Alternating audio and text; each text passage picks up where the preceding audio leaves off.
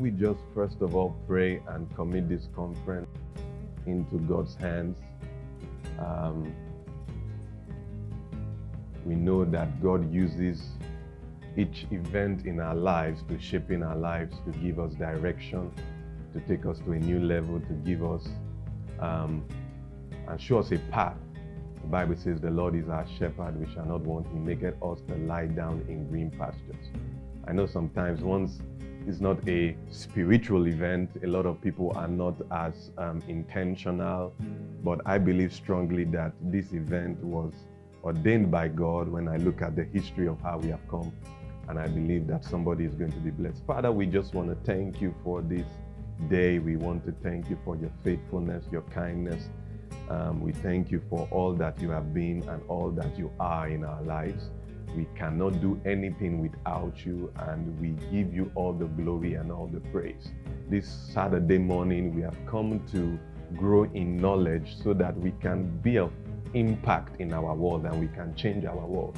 And we pray that as many of people that are joining will receive knowledge, wisdom, understanding that will help them become better people to their families, better people to the society, better people to their nation, become citizens that will make an impact, and people that will make an impact across the globe. We know that someone is going to receive wisdom and your spirit will breathe on everything that is being taught here, though it's a natural and not necessarily some scriptural things that we may be teaching on, but we believe that people will receive insight and visions will be birthed and new ideas will come in the name of the Lord Jesus Christ. We thank you for your faithfulness in our lives. We thank you how far you brought us, and we commit this event into your hands, and we know that all shall be well in Jesus' name. Praise God. Amen. Hallelujah. Glory to God. Good morning. My name is Ladi Shoyombo. I'm the lead pastor of Crosspoint Church. I'm sure that you have been, for those who have registered, those who have seen the posters or the invite image in one place or the other, you're welcome. It's going to be a great time here where we begin to learn about things that are going to change our lives. Quickly, I just want to introduce what Crosspoint Innovate is about. Crosspoint Innovate is an initiative by the Crosspoint Church, which is aimed at empowering youths and young entrepreneurs and professionals to just fulfill God's plans and purposes for their lives. Remember that even as I remember my life as a young man, I know the importance of knowledge. You know, there's no growth without knowledge. No matter how passionate you are, no matter how zealous you are, without knowledge, you cannot have any growth, right? Some people feel that, once they become born-again Christians, that everything will just fall into place and God will just be doing miracles all over the place. But no, God expects us to cooperate with natural laws. God expects us to get understanding, get wisdom. And I realized that a lot of the time why Christians are not reaching out to the best that God has for them is because they lack the required knowledge. I realized something very, very critical, that your vision becomes very small based on the knowledge you are exposed to. Now, some of us think that, we can't really do great things. And the reason why we feel we can't do great things is because we have not been exposed to the right knowledge. Sometimes, or right, environment. There's a way you get exposed to a new environment and it just gets you thinking, gets you dreaming. So I've seen that happen in my life when I go for certain seminars. I'm somebody that really changed the course of my own business life, of Brian Tracy. I began to read his books and my mindset, my paradigm shifted, and I began to look that I could do this, I could make this change. So that is what is going to be happening today. As you are hearing and learning some critical and practical knowledge, suddenly you begin to see that you can do some of all those things that you felt that you could not do. Knowledge is important, and in all that get understanding. So I want you to get your paper or your book, your pen, invite someone, be intentional, get ready, and just use this Saturday morning. I know you've been doing a lot of things in Saturday morning. You've watched Netflix, you've watched Coming to America. Now is the time to, get some understanding. So at Crosspoint Innovate Conference, it's the maiden edition. We are excited. I will be towards the end, I'll come again to talk about the vote. I'll give a vote of thanks and talk about some of the things. But a lot of people have worked behind the scenes to make this happen. And this is just the beginning. Crosspoint INNOVATE will be helping us with trainings and giving us various kinds of conferences and trainings that will empower us. And we also plan to give out grants to certain businesses and certain entrepreneurs. So you need to be very, very open to these things and get ready for some of the things that I believe will really benefit you, right? So the greatest dignity that you can give a man is to empower him. You know, they always say this, that instead of giving a man the fish, you teach him how to actually fish. Even when Jesus did a miracle with Peter in the boat, the fishes or the fish in the sea did not just come jumping into the boat. He still had to throw out his net. So I don't want to preach a sermon. I shouldn't preach a sermon, so I won't continue with so much preaching anymore. But what we have today is going to really be beneficial to you or benefit to you. So just sit back. But I want you to first of all start to invite people, because we'll soon get to the meat of the matter.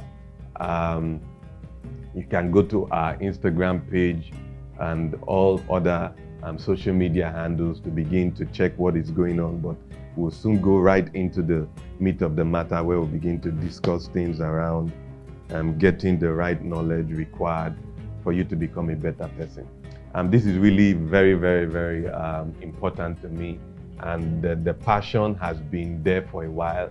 In Crosspoint Church, we have a lot of youths, and we have seen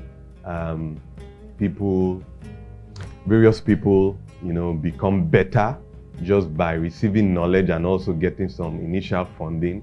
Their lives have changed, and I believe that that is what we intend to do at this point. So please begin to share with friends. You don't know who may need this and whose life may change. Once someone is empowered, you have empowered a family, actually. So just share it among your friends and get set for a meeting that is going to really bless you. You know, share, share, share, and share. I was talking about how at Crosspoint Church, we began to realize that there are a lot of changes that will happen in our lives if we can just cooperate with natural laws and not give ourselves to only, you know, miracles, miracles, miracles. It is well. So quickly we'll be taking it further. There are different people that will be coming in. We have different speakers for 13th, and we also have speakers for 20th. So today is 13th, and we have a great speaker that will be joining us today. But you'll hear more about his profile very soon. But to take us further, there is someone that is going to just take us further with this conference and share some things with us as we move ahead. She's also a committee member with Crosspoint INNOVATE. She has been working behind the scenes. She's a wife to one of our pastors, a great pastor, Pastor Dari Med. And she's going to, you know, share some things, and we're going to take things further. So really get your pen ready, get your mind ready, and take away every distraction. And quickly, I want to tell you again to share, right?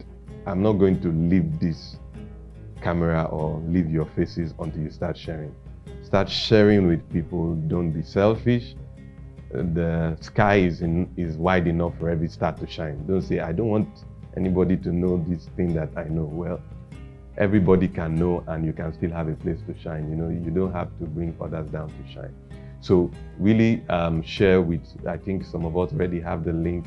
Share it with a friend, share it with someone you know will need it, and just gain understanding and gain knowledge. It doesn't matter even where you are at or different phases you may be in your life. It will still be of benefit to you, I believe strongly. So that being said, I will quickly want to invite Mrs. Titi Medunye to continue with us at this conference. So please welcome Titi Med.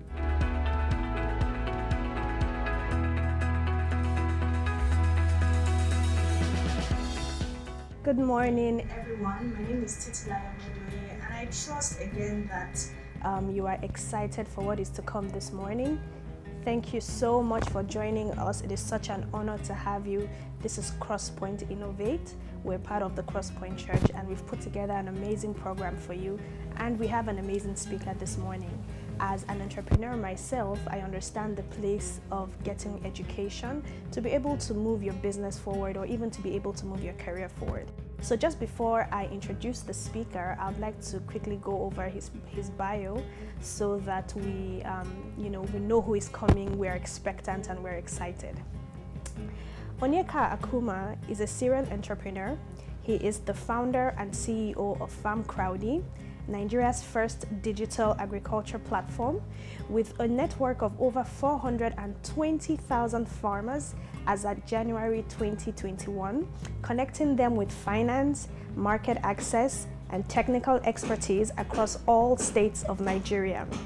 Onyeka was recently named one of Africa's Person of the Year, winning the Agricultural Champion of the Year 2020 across the continent for the work and impact Farm Crowdy has had on hundreds of thousands of farmers.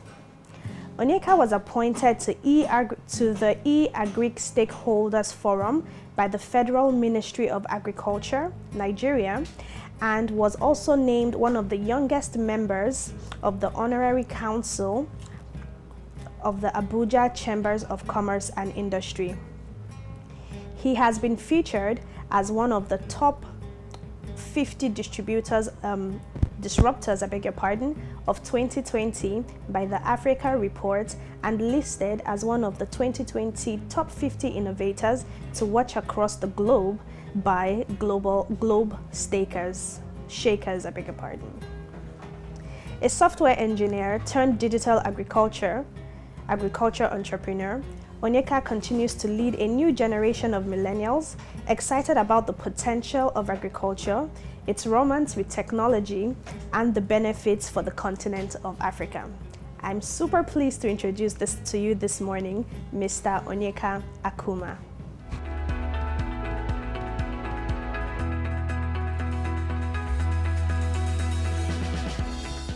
Good morning, everyone. I know it's a fantastic Saturday. I don't know about you. I'm in Lagos, and last night we had some very good weather in the city of Lagos. It's drizzled a bit, it rained in some parts of Lagos. So today is a bit chilled, and I'm very excited about using this chilled morning to talk to you about something I'm very passionate about, especially in businesses. My name is Onyeka Akumah, and I'm the CEO of both Farm Crowdy and Plenty Waka. This morning, I'll be talking to you about building structures for business growth. And I'll be speaking to you pretty much from a place where I'll be taking out of my experience of working with startups from 2010 to date, and then speaking to you about my experience there, and then how we've been able to build business structures in the businesses that I've worked in. I have a slide to present, so I hope everyone that is joining me will be able to see this through my laptop. And so let me kick into it. So just a bit about me. People may not know, but I failed in one company, and I was saying that I was going to be speaking from my lessons in that company through my slides in structuring businesses for growth. And then also I have sold two companies. I'm combined, you would talk about $10 million in the combined sale of both companies. I've hired over 400 people in my career. I'm an active CEO in two companies, both Farm Crowdy and Plenty Waka. I'm also a co-founder of four startups, Rent Small, Crowdy Vest, in addition to Farm Crowdy and Plenty Waka. I love football. I play a lot of FIFA games. I actually play FIFA games on the screen. I also play football in real life. I'm a striker. I'm not yet like Ronaldo. Fantasy League, I enjoy that a lot. I'm a Man U fan. Sorry, all Arsenal fans. I don't like Arsenal for anything. I love pounded yam and any soup. I enjoy movies. I enjoy traveling, table tennis, chess, music. I've sang in the choir for over 20 years. I'm forever a Christian lover of Christ. I've won over 23 awards in my career. Now coming into this, I'm just speaking to the second point I talked about failing in my business. People would ask me, why do businesses fail? 9 out of 10 businesses fail in their first 2 years. And then you have 5 out of 10 businesses that survive that fail in their 4th year. You hardly find Nigerian startup businesses or even businesses across the world that survive up to the 5th year, talking about doing it up to the 10th year. General things I have noticed have been lack of funding, inadequate management team, which speaks to structure, which I'll talk about, faulty business models, unsuccessful marketing initiatives, even how they approach marketing from the stage where they're small, and the fear to scale. Some other people will say, what do I need to avoid failure in business? The most common thing I've heard is I need to get an MBA, and everybody wants to get a Harvard degree. Or you get one rich uncle or auntie in Aso Rock. Or I get $1 million in funding, and then I won't fail. Now, it will interest you to know that even the business that I failed in, at the time when I started out that business, 2 things worked for me. It's the things that people will be excited about doing in their own business. One was I got funding, and 2, I got traction, but still it failed. What people don't know is that there are processes to go through in deciding how you're going to structure your business for growth. And what I've done with my slides is try to divide that into 2 sections. The first section will speak to the foundation years, and the second section will speak to the established years in your business. I had to do that because, depending on who is watching this and who is listening, your business may be in the stage where you're just starting out and you're getting into your 2nd year, or you're in the stage where you're already established and you're just looking at setting up a solid structure for your business. And so, speaking to the foundation years, I'll talk about getting it right with your co-founders, starting small, market to win your first customer and make them resell. I'll speak to remodeling with feedback channels. I'll speak to hiring right. I'll speak to firing the wrong people. I'll speak to getting capital, not just money. And then I'll speak to building the culture that lasts. This is all talking about the foundation here. So let's get into it. Let me start with the first one. How do you get the right co-founders? It will shock you that I've gone to events and I've seen people say they are looking for co-founders in events. I've seen a person come into an event and an idea pops up in his head, and the first thing he says is he looks around and he hears 2-3 people talking about the same idea, and it's like, maybe that's my co-founder. Let me ask you, if you are going to be dating a lady, is that how you go about it? Or you say, let's leave it from dating a lady, you're getting married. Is that how you select who your wife will be? Some people have had luck doing that, but most people don't. You need to do what I call your due diligence in selecting your co-founders. And bear in mind, see, I've had the experience of having co-founders that had over 20 years experience in the area that I wanted them to work with me, but they didn't last 4 months with me in the business. Now, it's not all about experience, but more about passion, more about people that bring complementary skills, more about people that you have history before that idea with. My ideal co-founders, with the pictures I have there, these are people that are, if I'm going to take a cue from what David did with his 300 generals, initially when he got them, they were people that he worked with and they were called peasant men. But eventually they turned into major generals that each one of them could kill at least 400 people in battle. Now, it didn't start from that with David the first time when he was hiding in caves. And this speaks to also how I've been able to identify co-founders to work with me. Many of them don't come from places where you have all the Harvard degrees or you have all the essentials that people call experience in work, 20 years, 50 years experience, and they'll bring all of that to make it work. These are people, though, that come with, 1, the same level of passion as I have in the business that I'm going out to chase, and 2, these are people that come with also the a level of complementary skill. So I may be good in marketing, he's good in technology, the other person is good in finance, speaking to also how we were able to assemble a team in Farm Crowdy. Or people that, and then people, not all, people that have history with you. The average co-founders for me in the businesses that I've found, I've had an average of 5 years relationship with them before starting up those businesses. You don't want to go to bed, or you don't want to get into marriage with someone that you don't know anything about. 2 is starting small. Now, a lot of people talk about starting small, and people try to talk about starting small without actually dreaming big. Starting small doesn't mean you stay small. Starting small allows you to model your business in such a way that you can de-risk it at the point where you don't have too many customers. I use an example. When we started out in Farm Crowdy, we had the first poultry farm that allowed us to raise about 500 birds with a lady in Ibadan. That was our first project. We went about raising those birds, and then by the 4th month, we went about harvesting those birds to sell them. Now, what happened was, when we were moving the birds from Ibadan to Lagos to sell, our truck broke down. There were a lot of issues around the process. We lost about 300 of those birds. 300 of those birds is 60% of the entire investment in that project was wasted. Imagine that was 5 million birds. The business would have been dead from day one. We've moved on from there to learn the different mistakes we've made, evolved from just raising 500 birds to 2,000 to 100,000. We've now done over 3 million chickens that we've raised in our farms. And these chickens are sold in many of the eateries that you have across the city of Lagos and maybe in Abuja. And what we have today is mortality rate that sits around 4%.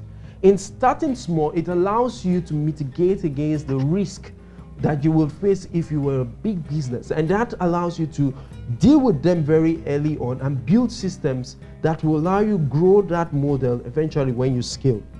Also, marketing. Now, I tell people that the best companies we celebrate, the CEOs of these companies are great salesmen. I hear that even the likes of Jeff Bezos for about 10 years was pitching Amazon with the same pitch from event to event. I see average CEOs, or I see early CEOs of businesses start out in their business, and I go into events and then we say, oh, who has a question to ask? My ideal way a CEO should tell me he has a question to ask would be, hello, I have a question. My name is Onyeka Akumah. I'm the founder and CEO of Farm Crowdy. Farm Crowdy is a digital agriculture platform that connects over 400,000 farmers with access to finance, access to the right expertise, and where to sell their markets at the end of harvest. Now, my question is, that's how to sell. Now, but you find CEOs come into places, they don't know how to sell their business. They don't know, over the course of this period, I pitched to you my business without you knowing, it sticks in your head. Find avenues to sell and fight to win the first customer. And once you get that first customer, look for ways within your system that allows that customer to resell your business. In reselling your business, you reduce your marketing costs. If your customer is the one that is telling other people about your business, it grows fast. That was how we grew Plenty Waka, where we moved about 100,000 people within the first 6 months. In the first month, we only moved roughly about 400 people. By the second month, we were moving about 2,000 people. By our 6th month, we had moved 100,000 people with zero marketing budget. That is how you find a team that is able to take on the responsibility of building systems that allows you to sell, winning the first customer, and making sure they are able to become ambassadors for you in your business. The other thing I've come to see that is important in establishing your business, especially in the early stage, is remodeling. Now, speaking about remodeling, the best form of remodeling you can do in your business is paying attention to the feedback you get from your early customers. Now, in getting feedback, you will so you have customers that are early adopters of new ideas or new businesses. They are the ones that are important for you to build your business model. Now, in taking that feedback, you will consistently be working out how to improve your business to meet your customers' needs time and time again. Now, in all my slides, I have tried to put some tips there. So to everyone that is watching, assuming I'm a bit fast with the slides, I think you will eventually get the slides so that you can see all the tips I put there. But pay attention to this. After all your planning, the market tells you whether you've done it right or wrong with your business model. It's not your business plan. Now, I see a lot of entrepreneurs spend a lot of time, especially first-time entrepreneurs, I've seen a guy spend 2 million naira building a business plan on paper that he has not launched. And the day he launched the business, it took him only 4 months to close the business. So what was the use of 2 million naira in spending so much to build that business plan? And a lot of people will tell you they won't start their ideas without that business plan in place. My ideal way of launching a business is to first find a way to get your business canvas that gives you different points around your business to understand and build on. And 2, get a pitch deck, pretty much 12 to 15 pages that talks entirely about your business in text and pictures. The best business plans are built 1 year into the business or 2 years into the business, after you have proven your MVP can work and you've gotten feedback from your early customers and you keep on remodeling. Also, hiring right cannot be overemphasized in building business structures. And in hiring right, even with me hiring over 400 people in my career, I've still hired wrong. But what I'm not scared of doing is firing when I see a misfit in my system. Now, in hiring right, the way I've now discovered that you can do this as an entrepreneur and get it done properly is where you hire based on your culture or business culture or core values of a business. So first stage, this, and if I use an example of how we do it in my businesses now, is first stage, you come in based on competence. So we bring you in, you have a great CV, we're excited about you, you have first class, you have first class in, and you have a second degree, you have a distinction, you have a PhD, fantastic, come on board. The second level is how do you interact with the people you'll be reporting to? And then the third level is how do you fit with our core values? You may pass through the first 2 stages, but at that third interview, where we're testing you with our core values, if you're an arrogant person, you won't fit in our team. If you're a person that has issues working with teams, you will not fit into it, especially if the role we want you to come in for is one where you're going to be working with people. Your core values should be the Bible of what you use to select the people that come on your team. And when you get it wrong, please be quick to let them go, because they would spoil the good heads you have in your team. And then people talk also about capital. I tell people that capital goes beyond money. Capital includes mentors, capital includes your peers, capital includes your integrity as a person, capital includes charisma. I mean, in launching businesses, you may not have all the money in the world to get it off the ground like every other person would, but you would have the right people in your network that will contribute to you getting that business off the ground. You have the right charisma to speak to people and convince them about buying into your idea. You have the integrity to say that this is what you will do and that is what you did at the time you said you would do it. And so people start paying attention to you from a place where if that is your persona, it translates to what your business will be, and then they can trust it and gradually you grow. That is capital.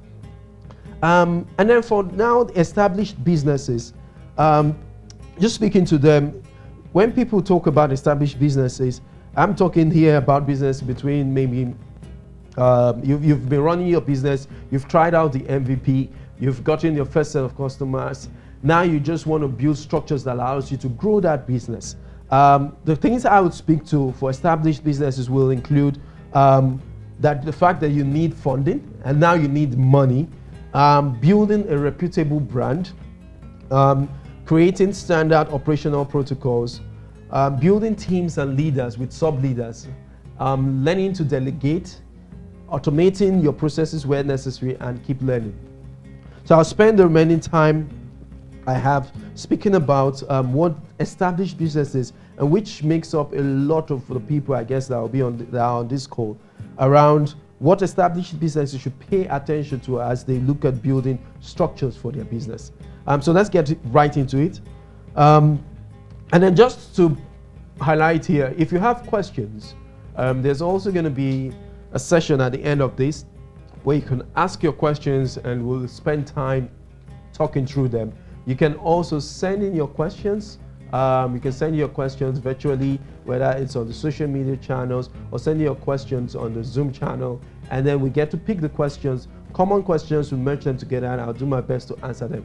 I'm going to spend more time answering questions than presenting on my slides, because to everybody that is out there, I'm sure you have your own unique problems you're dealing with in your business. I want to see how I can not just tell you what I know about mine, but see how I can help you do better with your business structure. So let's get into established years in your businesses and what you should pay attention to. Now, people talk about capital and people say, I want to raise funding. But many times I see entrepreneurs, especially first-time entrepreneurs, say they want to raise funding maybe 6 months, 1 year into the business, and they forgot to keep track of how the business has been progressing from day one, or they forgot to keep their accounts properly, or the founder and the business accounts are the same. And so every time a customer is paying, it's moving into your personal account. You don't even know the difference between what you're making and what the business is making. It's common mistakes that first-time entrepreneurs make. The things you need to know when you're fundraising is that investors pay attention to these key things. One, the team behind the business. In the team behind the business, they want to see, do you have a history before that idea around experience that will count for that business becoming a success? Do you have a team of people around you that have complementary skills to allow you to grow the business? And then it comes into, what traction do you have till date? Traction is the number one reason why businesses are valued the way they are. Today we celebrate a lot of tech startups that have come up and have done tremendous stuff around fundraising. Recently we had another tech startup that was valued at $1 billion in Nigeria. That was announced just 3 days ago, and everybody's celebrating it. But when I tell you, I say, look at what their revenues were. Most times when you get to certain levels in your business, the reason why you can raise money at certain levels is 2.5 times your revenue. That is your value of your business. And so if you're going to be raising good money to grow your business, pay attention to how much you are actually making in revenue and keep attention to your traction. I also said keep records of your progress from day one. This is something that's very important. Chronicle your business progress. Tell a story that is convincing enough to tell the investor that the market you're serving is not for 100 people, it's not for 1,000 people, but it's for 1 million people, it's for a city, it's for a country, it's for a continent. The bigger the market is, the more challenging it is in forming that business model, but eventually the more convincing you'll be to investors about putting their money in you to grow that business idea. So pay attention to these things as you look around going for funding. Also read good books. Books, for me, help me in deciding when is it time for me to fundraise, when is it time for me to sit back, when is it time to grow the business value in order to get the right kind of value that brings in the money that I'm looking for. The second thing is branding. And in branding, I tell people, I say, building a solid brand starts first with the name of the business. You want to make sure you pay attention to what you're calling your business. Does your business sell toothpicks, but the name sounds like you're selling wires? Does your business sell books, but it sounds like you are selling something completely different from that? Or is your business memorable enough for people to remember? Does it stick when I call the name? I tell entrepreneurs that I enjoy the naming ceremony of businesses, if you put it that way. I enjoy that process of trying to find the right name for a business and conceiving an idea and then naming it. As soon as I have an idea, I want to name it in 1 week so that I have a name that I can start calling the business and it starts taking its form. In naming my businesses, let me use examples of the ones I have and the 4 different businesses, just to tell you how I name businesses. Farm Crowdy. The name Farm Crowdy came from a crowd of people farming. Now, when we had the idea of having a crowd of people farming, initially we called it crowd farming. Eventually we flipped it the other way and then called it Farm Crowdy, and it kind of stuck with people over time. Rent small, small. If I say rent small, small, I think you get it immediately, what I'm talking about. It allows people to pay rent on a monthly basis as against paying your rent annually in Nigeria, in Lagos. And so if I want to stay in Lekki, rather than paying 2 million naira rent to stay in Lekki, I will be paying 200,000 naira monthly, and it fits with my salary, and that allows me to pay my rent. Over 500 people are doing that. Crowdyvest. Now, Crowdyvest name came from The first part looked into the investment bit, but the crowd of people investing was where the crowd investing came from. Plenty Waka. If you're in this part of the country or in this part of the world, you understand that Waka means movement in Pidgin.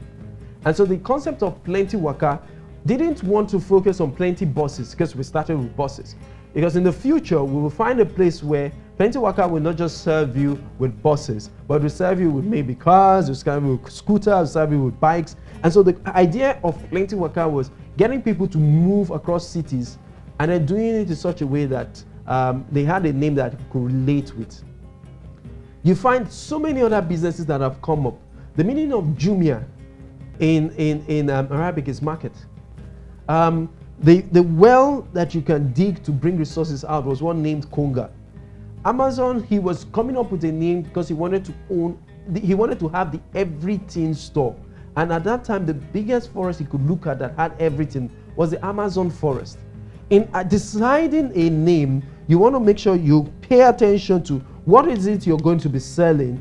Take time to come up with a name that is unique. Don't have a name that has too many RRRXXS. I see names and then the person tells me the name of his business is Arox, and if in the Arox he puts AROXXXXY. It makes it very difficult for me to remember. If I type it on Google, I may not remember you have 3 X's there. I'll put only 2 or I put only 1. You want to avoid things that will not let people remember the name. It's got to stick the first time they hear it and they remember it. It starts with the name, and then it goes into your brand colors. It goes into also how you continue to keep to your promises. Brands are solid brands because they keep to their promises. Even when it hurts, they keep to their promises to their customers. They keep to their promises that when you call their phone, they will pick and attend to your problems in 24 hours. And they do that. They keep to their promises that when you send a request to their application, you will get the answers you need. Brands are built on keeping to promises. And this starts from the CEO at the top to the gate man and the professionalism he shows to customers at the gate. The second thing is creating standard operational protocols and procedure manuals. Now, this is really important because over time you get to see a lot of repetitive activities that happen in the company, and you want to have processes that allows you to handle them in a systematic way where if I'm not the one that is getting you to do certain tasks in the company and somebody else is going to get you to do the same task, you would do it exactly the same way I would have done it if I was there. Also, if I'm no longer in the organization and you have continuity plans in place that allows the next person that is coming to organization to understand how things are done, it is important to have such procedure manuals and structural and standard operational protocols to allow you to manage your businesses effectively.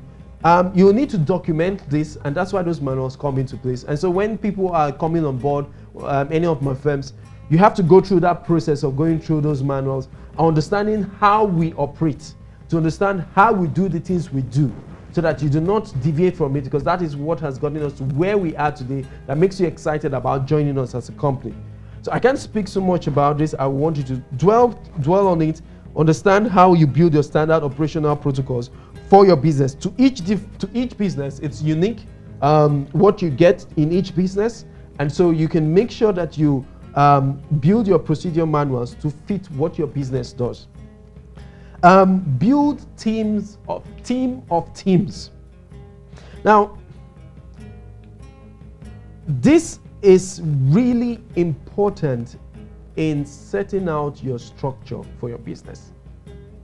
You need to find ways of avoiding key man risk, including you, the CEO. If you're sick today, will that business be sick with you on the sick bed?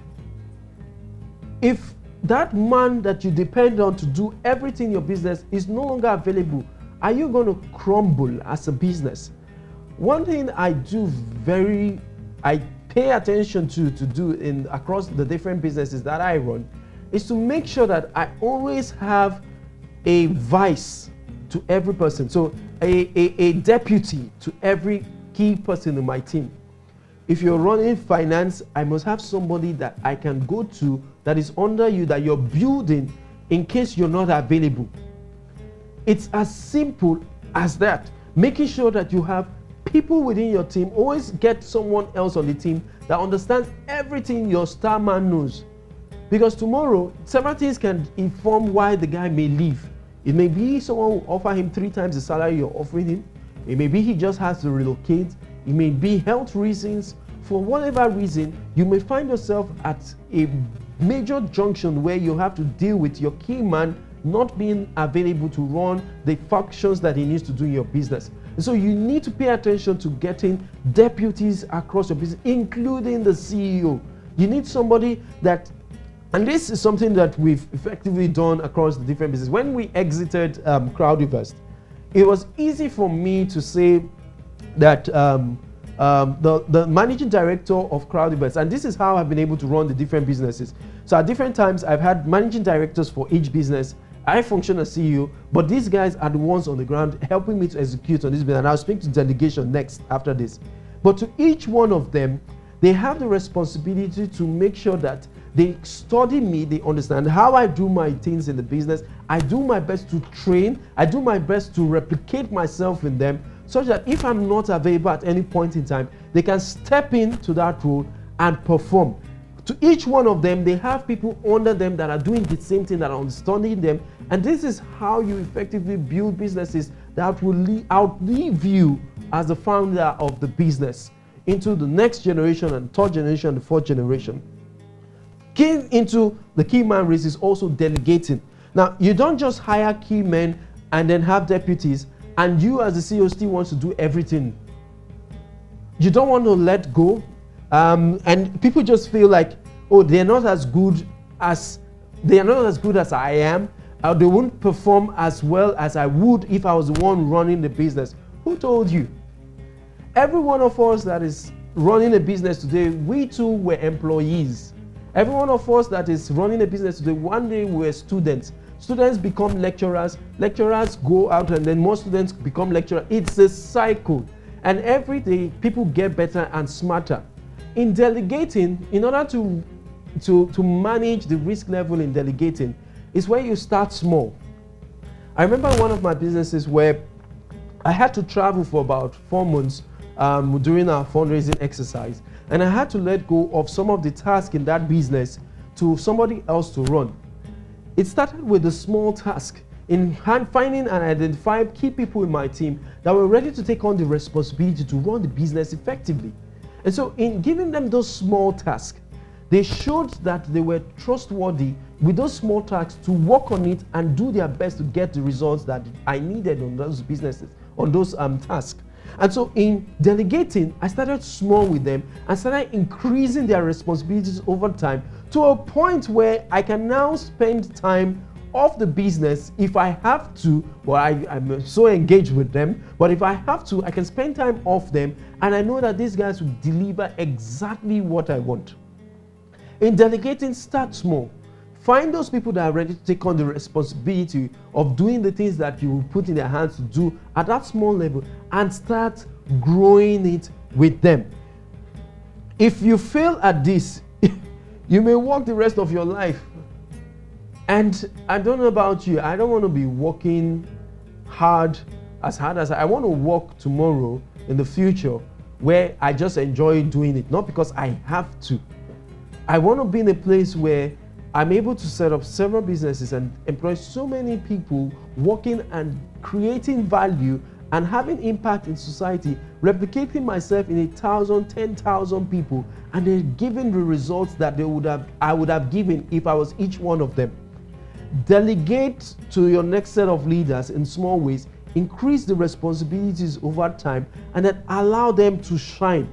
Where they shine, give them the commendations, tell them how excellent they've done. When they don't shine, show them what they did wrong without doing it from a place of rebuke. Show them how to do it better and watch them grow.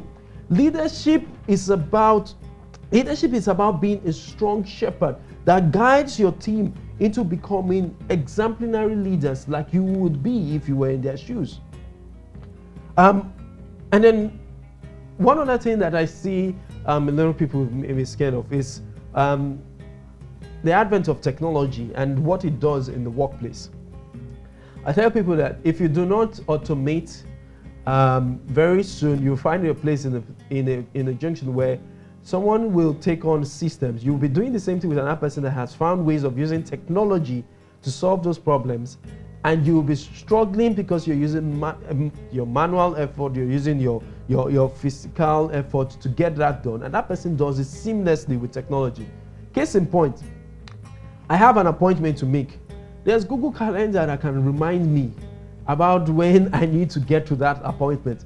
Why then will I want to crack my head consistently and be writing in books to find out which appointment I'm supposed to be doing now or which one I'm supposed to be doing tomorrow? It can help me organize my task over the next 1 month. There's Calendly that can integrate into all my different, even into my emails, to allow people to select appointments, to allow people to select the times based on where I'm available. There's several automation tools out there, project management automation tools. There are system automation tools that will allow you to build your standard business structures. Accept the fact that these tools were made to make your life easier, make it more efficient, and make you deliver better quality service to your customers. So to every area you can accept to take on automation tools and improve them in your business, please go ahead and do them. One of my favorite quotes on businesses, and that is for me, I tell people a lot, is every time I'm trying to make a decision in my business, I find a book that helps me learn more about that decision I want to make.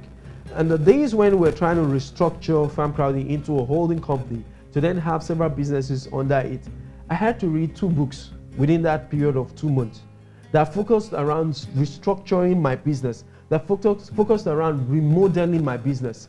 Every time I have to go out to do a major marketing campaign, I have a book in my, and everyone that has been to my office will see that I have that book in the office. I have that book on my phone. It's called Blitzscaling by Reid Hoffman. I read that book, but I am careful not to read it every time because it requires you to spend a lot of money in marketing, but it tells you some very interesting strategies. So I read it only when I'm ready. But I have that book for marketing. I have books for fundraising that I go back to revise on and read on.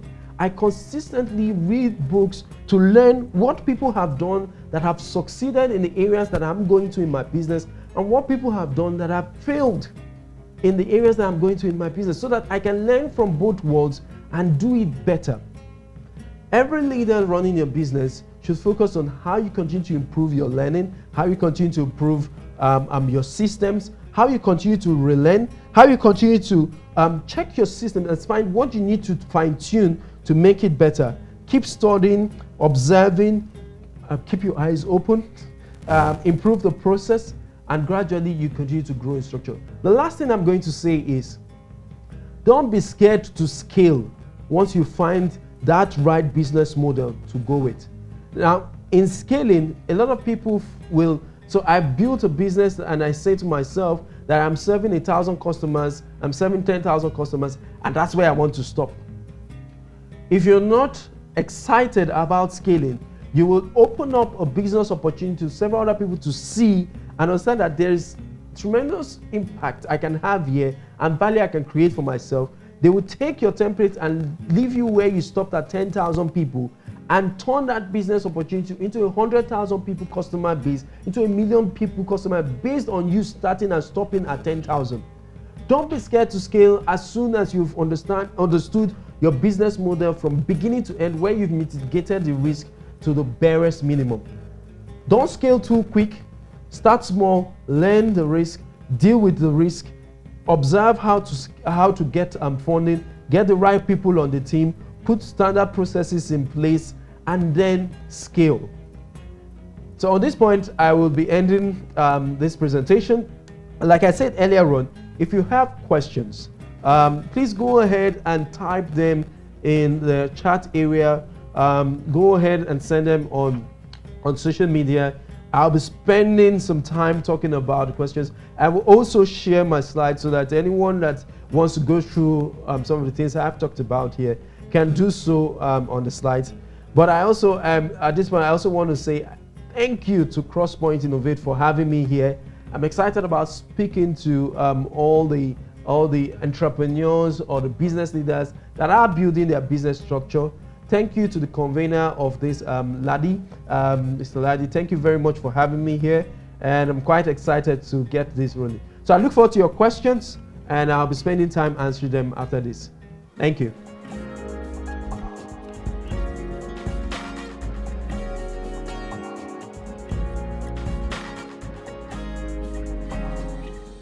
Great. So good morning again, and welcome to Resilient Goods, which is the inaugural edition of Crosspoint Innovate. And I want to thank Onyeka again for such a brilliant presentation.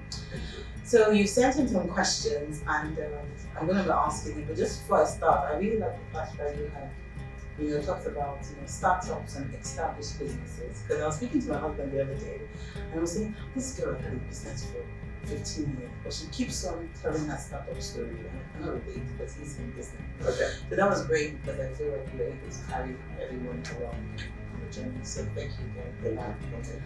So going straight to the questions, are you ready? Yes, yes. All right, great.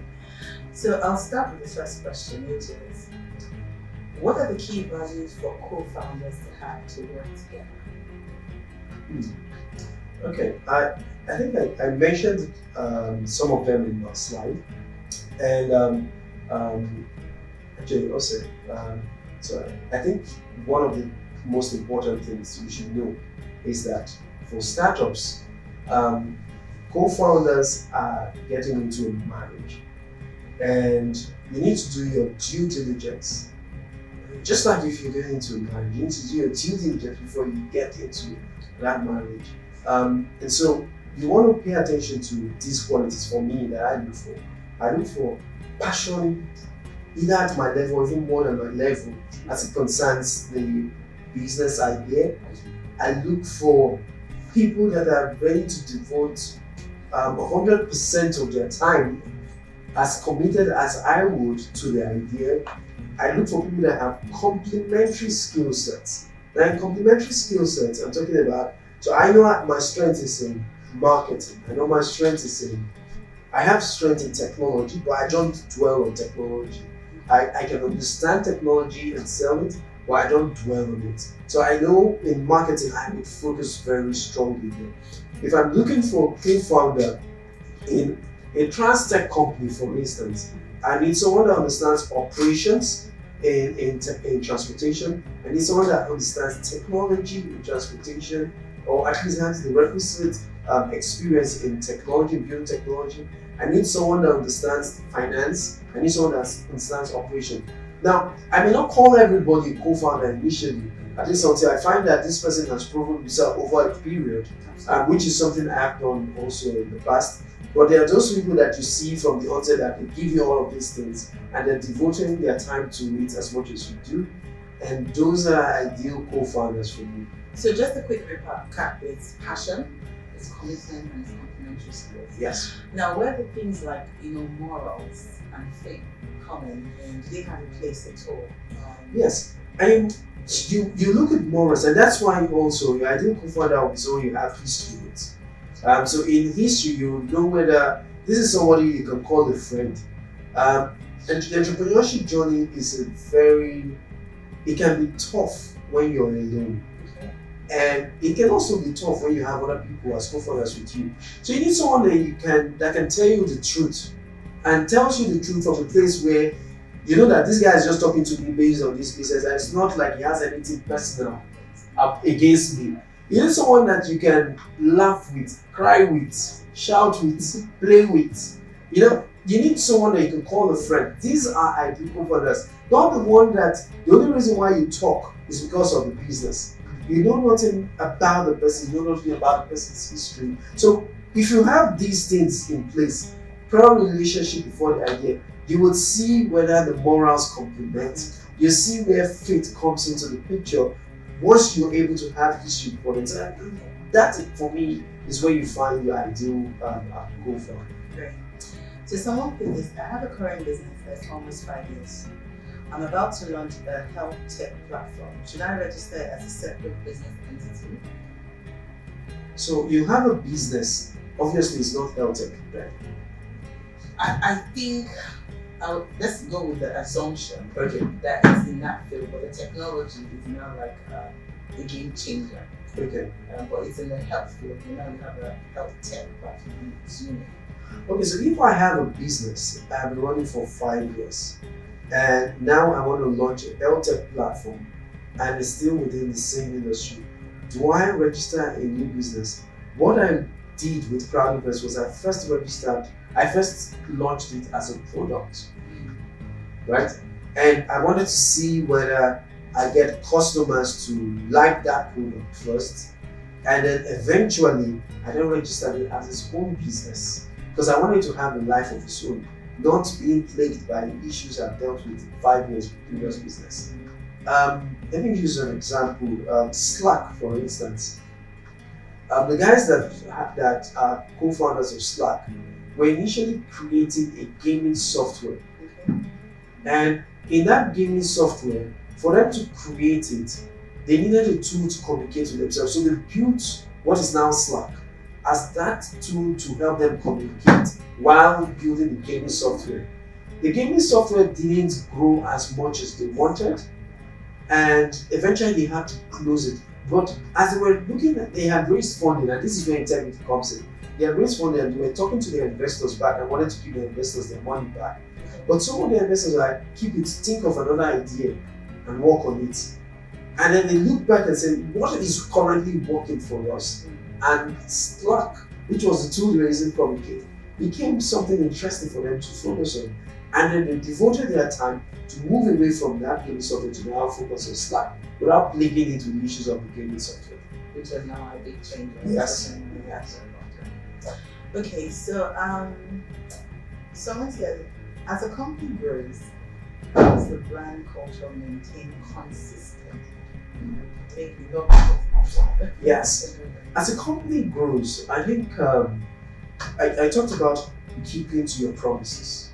As a business owner, you want to make sure that every time a customer comes and engages with your brand, the way they engage with you the first time when they engage with your brand, it's consistent in keeping to the same promise as you grow. Okay. That's one.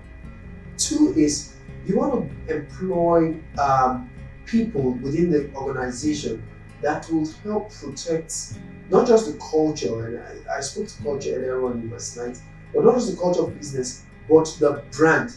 So you need a brand manager. And a brand manager may not necessarily be called a brand manager. You may be called a marketing officer, you may be called your marketing manager, but you need somebody that focuses on the fact that every time the logo is used, it's well positioned. Every time a business card is designed, it is well packaged. Every time we are presenting, our slides look the same. Every time we dress, there's someone I respect for how he dresses. He is always true to his brand. Tony Lemon. He will wear his suit, the dark suit, white shirt, and the red tie. The red tie is synonymous with the UBA brand and their color. You won't see him without the red tie. The US presidents, every time they dress up, there's a reason why they wear the tie they wear. There's a reason why a Democrat will wear blue and a Republican will wear red consistently. Your brand is tied to the promises being kept, your colors, and your attention to detail that you're paying to all the different elements that including your logos, the way your emails go out, even your lettering in the emails. If something is not Times New Roman and another thing is Vadana, and meanwhile all of them are supposed to be talking to a brand that the logo is made out of Arial. So all of those things, you're paying attention to them, attention to detail. And if you have this at the level where your business is a 5-man team, and you have brand guidelines that guide that business as a 5-man team, if you have your standard operational protocols, you will keep that with a 5-man team, a 20-man team, a 100-man team, a 1,000-man team. Okay, great. So I think just a quick recap, you need to have a brand custodian, regardless of what the title of that person is. It's someone who looks at and ensure that the brand is not misrepresented. Yes. I would also add that as a company grows, there needs to be some form of brand culturalization, right? Because people will know, right? So who is the ideal fan crowd personality? So as I'm interviewing you, I'm saying, okay, This person does he fit? Yeah, because it just makes it easier when they come in. Yes. They just pick how is their speech, how they use Yes. and other things. Very important. That speaks to your core values, and then making sure that once the person is done with showing you the experience they have, and it gets to that point where you're interviewing for core values, you are strict about your core values. Somebody walked into the fan crowd office when we were staying on you before we moved to where we were. With COVID, everybody's working remotely. But the person walked in and said, everybody here behaves like they're taking the same thing in everybody because they all behave the same way, they all act the same way. We're all relaxed when walking, but you feel the energy in the team. And the custodian for that is it. And then if I'll just wrap up on this particular answer. The second person I hired in Fan Crowd when I started Fan Crowd was the person that was in charge of my culture. She was the second person for that, she's still our people operations manager today. And very quickly, we then came up with what the brand we came up with the people guideline, we came up with the core values, and then so now we're going into interviews, and then when someone goes through the first 2 stages, by the time the person is coming to me, we're supposed to go through that culture fit. Yes, she tells me, oh, the person won't fit. If she says it, I know what she means. I don't even debate. Even if the person came from me, the person doesn't fit, the person doesn't fit, and then we move on to the next person. Great, thank you so much for that. So another person says, how do I get my staff to agree to the structure I want to build because they have been there for a long time and don't want a sudden change? So you talked about having you need to remodel, and so yes. So it's how do you carry people along? So it's not just good enough to hire right, it's good enough to fire right. If a person refuses to change, then the person needs to go. If you're building a business, it's not emotional. You're trying to create something that will outlive you. You're trying to create something that it stays. We want to see businesses that stay 100 years and they're still on.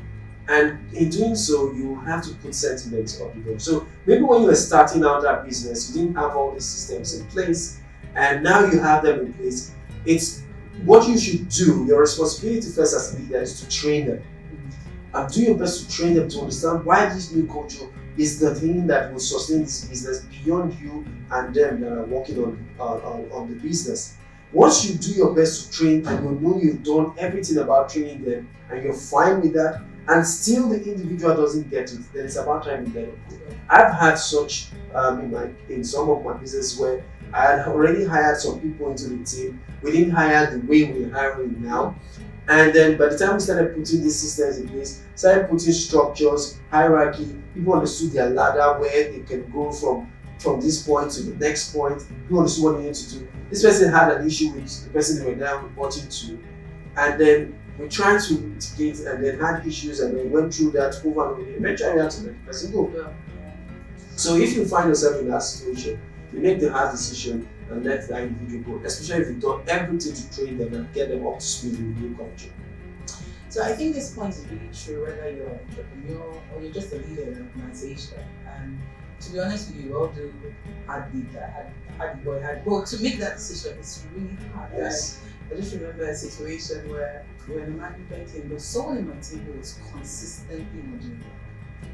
But had gotten so invested that we're having an argument.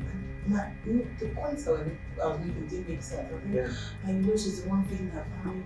I'm like, MG just looked at me and just said, is this a charity? Is this a business? And I keep away from it and I just realized my points didn't add up. So I agree with you. So you know what? If the person has to go, you just have to catch up. Super. So I'm going to ask another question. so many questions coming in. Okay. So one says, what tools do you use to get customer feedback and struggle over time to drive customer experience? You talk about, growing your business, especially at the start, feedback from customers. So if you're building a business that is tied around an application or a website, it's easy to get customer feedback for that, where you integrate it in your process. So let's say you serve the customer with service, and right immediately when you're serving the customer and you know that you've completed the service, you ask the customer to tell you, how did I perform? And it can just rank you 3-star, 5-star. In Uber, in a lot of the ride-hailing companies, that is the reason why drivers get pulled off the system or are maintained in the system. If you're consistently getting 3 stars, it means your experience is not good enough for a 5-star review, you will be yanked off the system. So you can get good feedback from there. You can also get feedback from, in the early stage of the business, you want to be able to interact with people. So all the websites that are built for my businesses in the early stage, there's always a chat tool to the right and these chat tools can come free. They're not expensive to have if you have to pay for them. You have a chat tool that can allow you to engage with the customer over time. You have a chat tool that can answer some of their frequent questions and then give them the opportunity to tell you how to improve the service. When you're not doing anything with an app or a web platform and you need to get customer feedback, you can do that when you're done with the service. So I come to your house, I send people to your house, and they come to paint your walls in your house. When I'm done painting the wall, nothing stops me from leaving a small note on the table, waiting for you to come back to after giving excellent service, to ask you questions about how you think we can improve this service, how you think we can improve the system. And then you can just leave them notes on the door, come and pick it later, or email this to XYZ, and then you have good feedback from that person to tell you how you can improve the service over time. The fourth thing is, feedback can also come from conversations you have with customers. And so to every business that I've had to go to, we always have that early engagement with the first set of customers we have. In Plenty Worker, we had to do that with our drivers and vehicle assistants, and also with the people who are moving. In fact, we have to do with our sponsors. So we have sessions where it's expensive, but it allows us to build a business that then will last. We have sessions where people then come and then spend like 2 hours, 3 hours, and we're just asking them about, so what do you think we can do better that makes this experience better for you? What do you think we can change? What do you think we should stop? Because as a business owner, you may be focused on just building. I know that this guy is just tired of. Did you know that? Let me give you this example. In Plenty Worker, our mobile app, we keep on improving on it. And every time we improve on it, we tell our users to update. I didn't know at some stage that it was irritating some users, that they have to update the app every week. So there's something to improve, you're telling them to update. They are always updating. We were excited that we're improving the experience, they are getting a better experience. Some people were deleting the app. I'm not using it again. It's too much. Why do I have to update every time? And then the feedback we started getting, and then channels to get again, social media also, it's a good channel. We asked people to tell us what they feel about the app. I was started seeing the feedback. We started seeing people talking to us on our app store area that, why are you giving us so many updates? Can't you just lump these updates into one and give us one reason to update at the end of the month? Give me once in the month, I update only 12 times in the month. Or give me once let me update only twice a year. Why am I having so many updates and I have to? And then it also made us see that we should find ways of making the updates non-intrusive. So you don't force them to do it and then they get that experience. It's as simple as that. Social media is a great feedback tool. I pay attention to what everybody says about my brand on Twitter, across all my businesses. Many times I'm the one that will tell the marketing team what people are saying about us and the customer service team what to do immediately to deal with a situation or amplify a good situation. So I pay attention to social media, to Twitter. I listen to everything people say about my brand online. I have this Google alert tool and mention tools. If you mention Farm Proudly, I will see what you're saying by next morning by 7 a.m. I'm able to attend to it if I have to quickly, or amplify it in something I want other people to know about. Thank you so much. So I have a couple of more questions. This person says, how do I know how much budget is set aside for marketing? I think in percentage. Okay, for marketing is expensive. It depends on the industry you're in. If today you want to build an e-commerce site to compete with Jumia, then you'll be putting a marketing budget to compete with Jumia. But if you're building a website, or you're building an app, or you're building a service that no other person has done in that, has created a service in that industry for, your marketing budget comes as low as you can get. The cost of marketing should be, rather than focusing so much on how much you set aside, you should focus on how much do you have in the business, and then profile your customer to find the best channels to reach them. Marketing, I love intelligent marketing as against just conventional marketing. Intelligent marketing in the sense that if I want to sell to you a phone, for instance, I will first profile you. I put you on the board to say, where will she be at this particular time that she would see this phone and buy it? Why would she see this phone over the other and pick this phone over that phone? So you want to profile the customer and find the right channel and the right time to market to them. For instance, let me give you an example. I tell people, I say to my marketing team, if I want to write about, even as simple as hiring, and I want to tell people that there's a new role to hire, you won't see me talk about it on Instagram. You will see me talk about it on LinkedIn and maybe Twitter. And even when I post it on LinkedIn, I'm not going to post it by 10 p.m. on a Saturday. I post it by between 8 and 10 on a Monday, and between 12 and 6 on a Friday when most people are getting fired.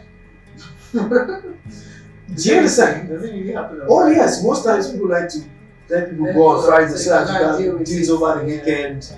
And so I put, it's intelligent marketing, and the cost for me to post on LinkedIn is nothing. All I need to do is continue to build my network on LinkedIn. Today I have over 20,000 connections on LinkedIn.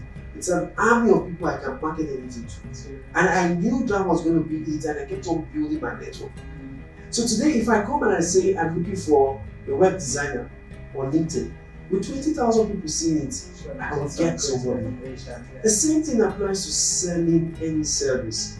You want to be intelligent about who the person is, what channel to use. It's not always expensive. In all my marketing for fan crowding, when I started fan crowding, I used majorly email marketing. The biggest form of marketing that converts in e-commerce is email marketing. It gives you 7% conversion rate.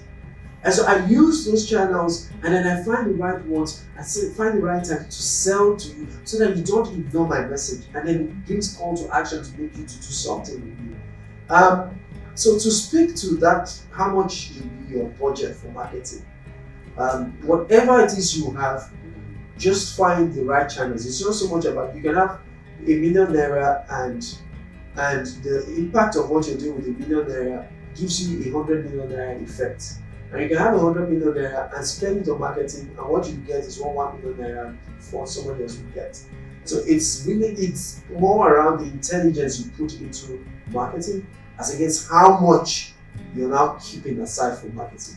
So can you help us cap it at a percentage? I'll explain to you what I mean by that. Okay. The only way you can, they say, okay, cap your cost at 30% max of your price. Yeah, so marketing, I will put it, if I really need to do heavy marketing, in the early stage, I will be budgeting as much as 35% of what I need to spend on the business, and then I gradually bring it down as fast as possible to 15%. The lower it gets, the better. Your investors also pay attention to customer acquisition cost. And if your customer acquisition cost is say $4 when you start, and it's now $1, that's exciting. It means it costs you $4 to get a customer, but now it's costing you $1 to get that customer. After a period of 2-3 months, and maybe you're getting more customers, it shows that you're retaining the ones you got the first time.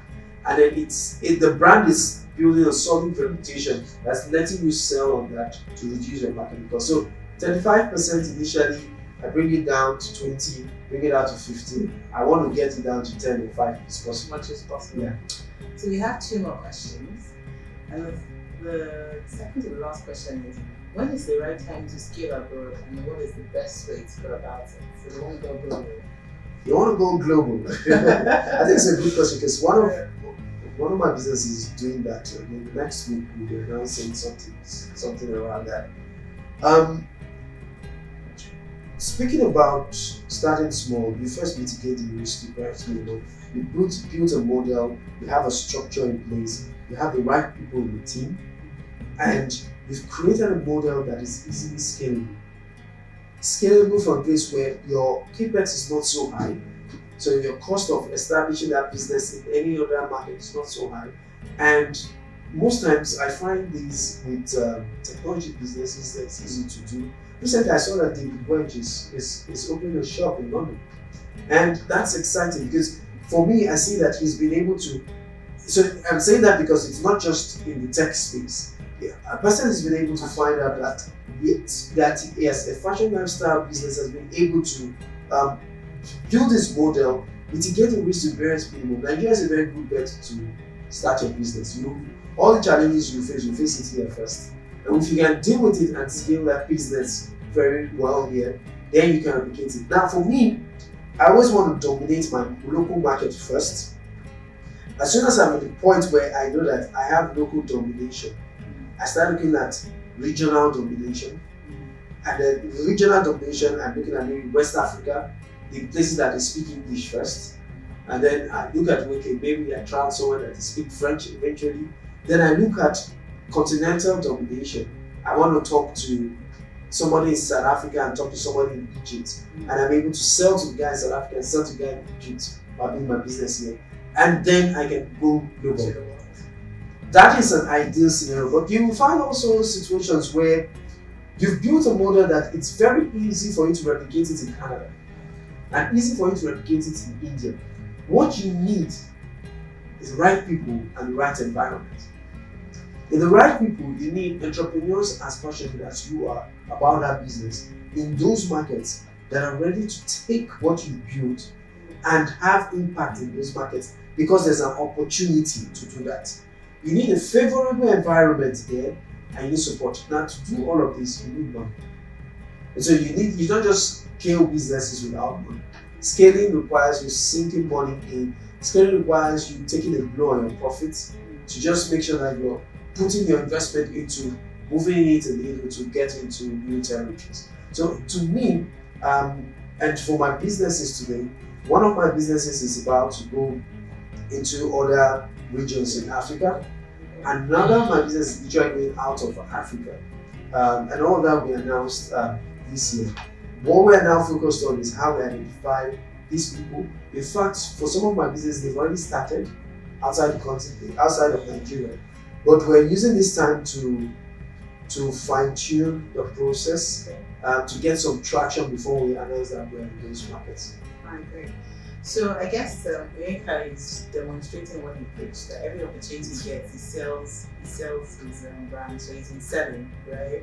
Giving examples, what we're doing. Everybody's saying when is the announcement going to happen, that he's going regional. So I'm going to take the final question. Okay. And it's pretty kind of a straightforward question. What is before I ask this final question, I want to ask you a question. We've been talking about going, global, going regional. People might think that you need to kind of go and set up physically there. You can leverage networks, So I have a friend who does printing, and then is able to subcontract to other people somewhere else and then resell. Franchise. Franchise, thank you. I have people that it's just a logistic of being able to get it delivered from Nigeria to to the UK China, or wherever. yeah. And stuff. So would that still be considered, going scaling abroad? Oh yes. So people don't just think like I have to have farm crowd. Oh yes. On that physically. KFC, is it KFC now? McDonald's grew massively from franchising. A lot of eateries grow from franchising.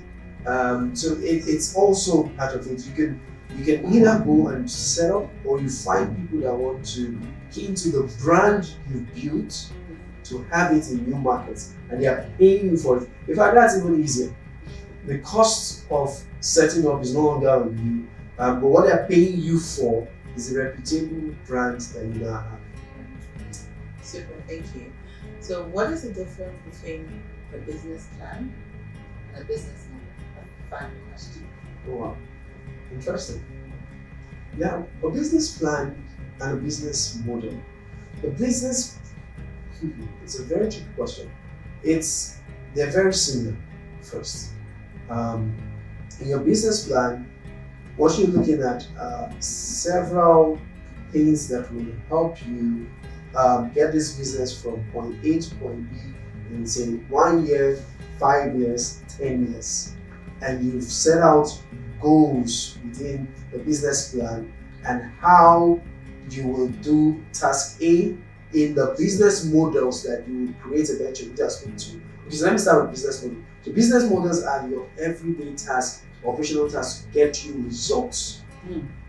In your business plan, you have several business models that allows you to execute on them to reach certain goals. Now, in your business plan, you will have goals that you've set in 5 years, but those business models help you walk towards those goals.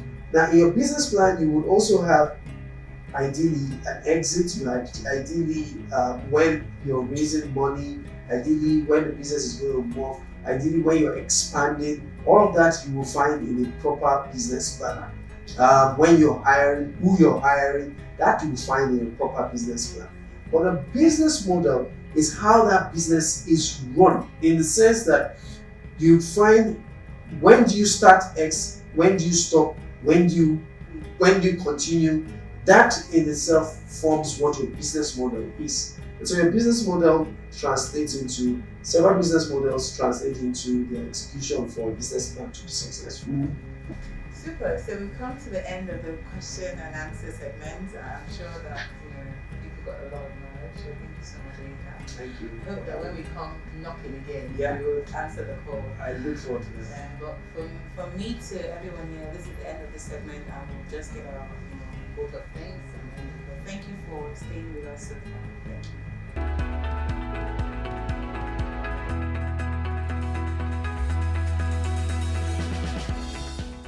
Thank you so much, Onyeka. We have really been encouraged and empowered by your training. And on behalf of Crosspoint Church and Crosspoint INNOVATE, the committee members, we really want to say thank you. Thank you. And we appreciate all you have done and giving yourself for this training. And we'd like to present this to you and say thank you very much. And may the good Lord keep on blessing you and enriching your business and every of your endeavors. Thank you very much. I'm excited to be here. Thanks to the organizers. Thank you very much for having me.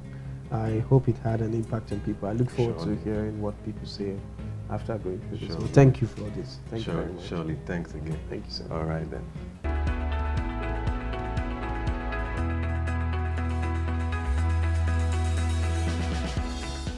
Okay, great. I hope everyone got to learn a lot. We want to still thank Onyeka again for that good presentation, and I know knowledge has been imparted. At Crosspoint Church, we really want to empower people. Like I've said, Crosspoint INNOVATE, this is just the maiden edition of the training. We have so many things that we still have planned. So quickly follow us at Crosspoint INNOVATE or at Crosspoint Lagos so you can get more information about what we do and our plans. We plan to give out grants as well and all of that. And I believe that if you still have questions, we've shared some of those information where you can send your questions to, and suggestions as well. Anything you just feel, how how you were encouraged by this or how you were able to learn some stuff by this. So we'll be expecting a feedback from you, and we believe that you have been encouraged and you have learned a lot. And hopefully we continue on the 20th, the next Saturday as well, with Mr. Sheyi Akinwale is an SVP with GE. He's going to be teaching us and training on specific things about finance and attracting investors. I know that is very, very critical to a lot of us, because no matter what ideas you have, if you don't have the funds, it will always just be an idea forever. So please continue to follow us at on our social media handles. You'll see the information about Sheyi Akinwale's presentation next week, Saturday. And it was good having you. God bless you and have a fantastic weekend. Cheers.